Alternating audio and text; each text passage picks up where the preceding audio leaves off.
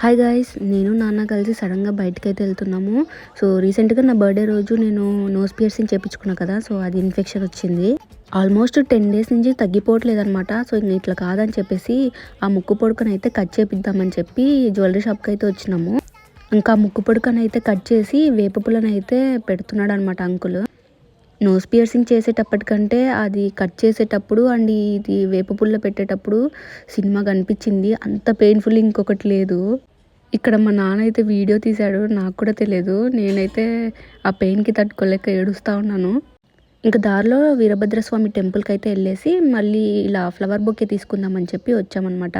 మా నాన్న వాళ్ళ కాలేజీలో కొత్తగా ప్రిన్సిపాల్ అపాయింట్మెంట్ అవుతున్నారంట. సో వాళ్ళకి ఇవ్వడానికి బొకే సెలెక్ట్ చేద్దామని వచ్చాము.